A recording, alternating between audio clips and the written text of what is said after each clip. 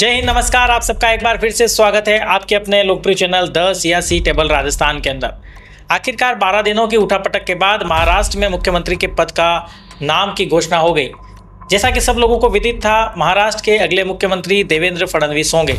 देवेंद्र फडणवीस 2014 से 2019 तक पहले महाराष्ट्र के मुख्यमंत्री रह चुके हैं।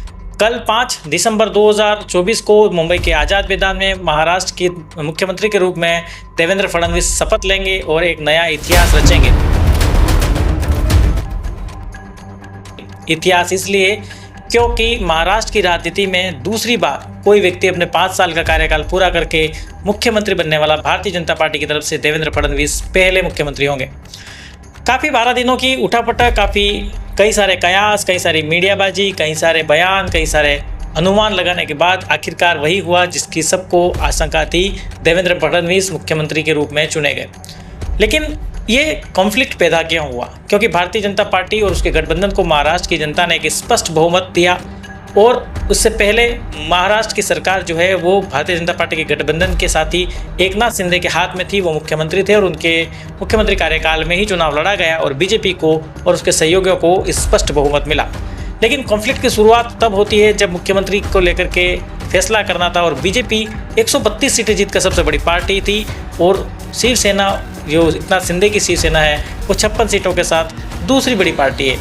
लेकिन एकनाथ शिंदे के मन में मुख्यमंत्री पद का मोह जो है, जो लालच है, जो कुर्सी के अंदर वो बैठे कुर्सी पे, उस कुर्सी को छोड़ने की इच्छा उनकी नहीं हो रही थी। इसलिए वो अपने प्रेस कॉन्फ्रेंस में ये जाहिर कर रहे थे कि उन्होंने 2.5 साल में बहुत अच्छा काम किया है और महाराष्ट्र की जनता ने उनके 2.5 साल के कार्यकाल के ऊपर अपनी मोहर लगाई है और इसलिए वो मुख्यमंत्री कुर्सी छोड़ना नहीं चाहते थे। बहरहाल यही स्थिति 2019 के विधानसभा चुनाव के बाद भी पैदा हुई थी। 2019 के विधानसभा चुनाव में भी भाजपा और उसके गठबंधन शिवसेना, जिसमें प्रमुख उद्धव ठाकरे थे, उन पार्टियों को महाराष्ट्र की जनता ने स्पष्ट बहुमत दिया था। लेकिन उस समय भी जो उद्धव ठाकरे हैं उनके मन में मुख्यमंत्री पद को लेकर लालच आया और उन्होंने भाजपा के साथ आग ठिकाना शुरू किया कि मुख्यमंत्री मैं बनूंगा, क्योंकि मेरी हिंदुत्व की आइडियोलॉजी और मेरी आइडियोलॉजी की वजह से यहाँ पर बहुमत मिला है।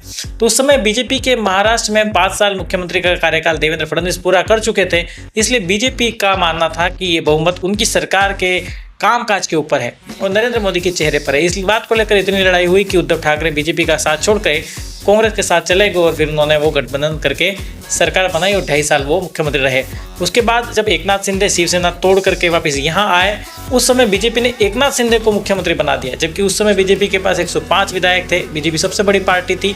एकनाथ शिंदे सिर्फ 40 विधायकों के साथ आए थे, लेकिन फिर भी बीजेपी ने एकनाथ शिंदे को उस समय मुख्यमंत्री बनाया और उस समय अपने मुख्यमंत्री के फेस रहे देवेंद्र फडणवीस को उप मुख्यमंत्री बनाया। लेकिन इतना बड़ा गेम उस समय बीजेपी ने क्यों किया था? उस समय बीजेपी ने एक लॉन्ग टर्म सोचा था।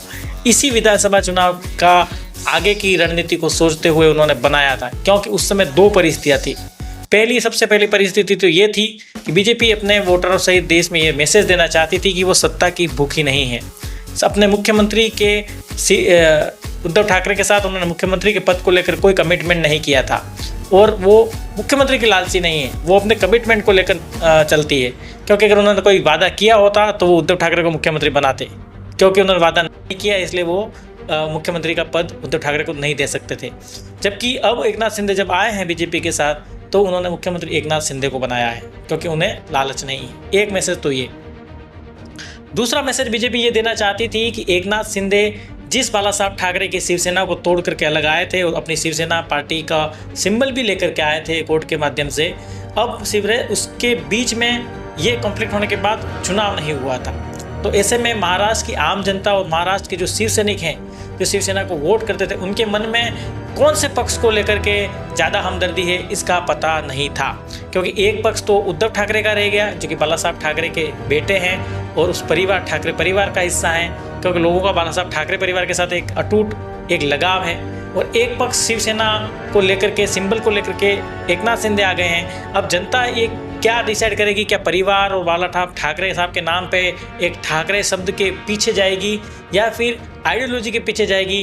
क्योंकि उद्धव ठाकरे जिस प्रकार कांग्रेस और शरद पवार के एनसीपी के साथ जुड़े, उसके बाद किस प्रकार से उन्होंने प्रो मुस्लिम बातें की, किस प्रकार के हिंदुत्व के मुद्दों का विरोध किया, बीजेपी की हिंदुत्व राजनीति को उन्होंने कोसा, राम मंदिर को लेकर के उन्होंने सवाल खड़े किए।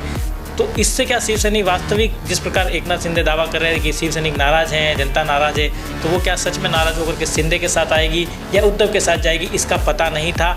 इसलिए बीजेपी एकनाथ शिंदे को टाइम देना चाहती थी कि वो पावर में रहें, ताकि उनकी तरफ उनके शिवसैनिक, उनके कार्यकर्ता पावर सेंटर को देख करके उनके साथ जुड़ें और पार्टी मजबूत हो। और जब वापस चुनाव हो उसमें एकनाथ शिंदे का सफाया ना हो, उन्हें मजबूती मिले।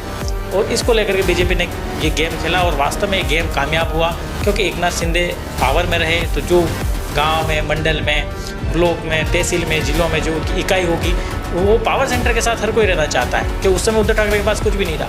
और दूसरा, आइडियोलॉजी भी मैटर करती है, क्योंकि जो हिंदुत्व की आइडियोलॉजी बाला साहब ठाकरे की थी वो एक बहुत बड़ी लेगेसी थी, लेकिन उसको उद्धव ठाकरे ने किस प्रकार गंवाया ये हमने आपको पहले वीडियो में बताया था और आप सब जानते हैं। तो उसको दोनों तरफ से जो बेनिफिट है वो एकनाथ शिंदे के साथ लोगों को लग रहा था, लोग उनके साथ जुड़े। 2-2.5 साल का समय शिंदे को मिला और एक अच्छा खासा पावर मिला, ताकि वो पावर से भी और अपने आइडियोलॉजी को स्प्रेड कर पाए। और इसका फ़ायदा भारतीय जनता पार्टी और उसके गठबंधन को इस चुनाव में हुआ। लेकिन अब बीजेपी बड़ी पार्टी है, इसलिए वो मुख्यमंत्री अपना बनाना चाहती थी, लेकिन रार फंसी गृह मंत्रालय को लेकर। एकनाथ शिंदे जब मुख्यमंत्री थे तो गृह मंत्रालय जो है वो बीजेपी के पास था और देवेंद्र फडणवीस उप मुख्यमंत्री रहते, गृह मंत्री भी थे। और अब एकनाथ शिंदे यही मांग कर रहे थे कि अब मुख्यमंत्री पद अगर बीजेपी आप रखना चाहते हो तो गृह मंत्रालय मुझे दे दीजिए। एकनाथ शिंदे का ये मांगना था, लेकिन बीजेपी गृह मंत्रालय भी उसको नहीं देना चाहती थी। इस बात को लेकर के बड़ी फाइट चली और बीच में ये भी कयास लगाए गए कि एकनाथ शिंदे ने ये भी कहा कि वो अपने बेटे को मुख्यमंत्री बना दें। लेकिन बीजेपी बहुत बड़ी पार्टी भी है, बड़े बड़े नेता हैं जो बहुत लंबा सोचते हैं। आरएसएस जैसा बड़ा संगठन जो कि 50 साल आगे का सोचता है, ऐसे संगठन साथ में है, इसलिए वो बेटे को बेवजह बड़ा नेता नहीं बनाना चाहते थे, इसलिए उस पर भी सहमति नहीं बनी। आखिरकार बीजेपी की तरफ से महाराष्ट्र के नए मुख्यमंत्री देवेंद्र फडणवीस का नाम फाइनल कर दिया गया। वीडियो बड़ा वायरल हो रहा है जिसमें वो कहते हैं सदन के अंदर कि मेरा पानी उतरता देख किनारे पर घर मत बना लेना, मैं समंदर हूँ फिर से लौट कर आऊँगा। तो वो फिर से लौट करके आ गए हैं। ज़बरदस्त कमबैक महाराष्ट्र में भारतीय जनता पार्टी और देवेंद्र फडणवीस का हुआ है और 5 तारीख के बाद यानी कि कल से फिर से एक नई पारी की शुरुआत महाराष्ट्र में होगी। तो वहीं दूसरी तरफ विपक्ष जो है, अभी भी विपक्ष और उनकी जो एक लिबरल लेफ्टिस्ट जो मीडिया है, लेफ्टिस्ट जो उनका गैंग है, वो इस बात की चूड़ियाँ तोड़ रहा है कि ईवीएम ख़राब है, इस वजह से बीजेपी जीती है। और झारखंड के अंदर ईवीएम बहुत शानदार चल रही है और महाराष्ट्र के अंदर ईवीएम जो है वो ख़राब हो गई हैं। इसके अलावा वायनाड में जहाँ प्रियंका गांधी चुनाव जीती हैं लगभग 4 लाख वोटों से, वहाँ ईवीएम एक नंबर चकाचक चल रही है, जबकि महाराष्ट्र की ईवीएम ख़राब हो गई है। आपका क्या सोचना है दोस्तों इसके बारे में? नीचे कमेंट ज़रूर करिए। वीडियो को पसंद आया तो लाइक करिए, चैनल को करिए सब्सक्राइब और जुड़िए हमारे साथ और देखते रहिए सियासी टेबल। आपका दिन शुभ हो। धन्यवाद। Thank you. जय हिंद।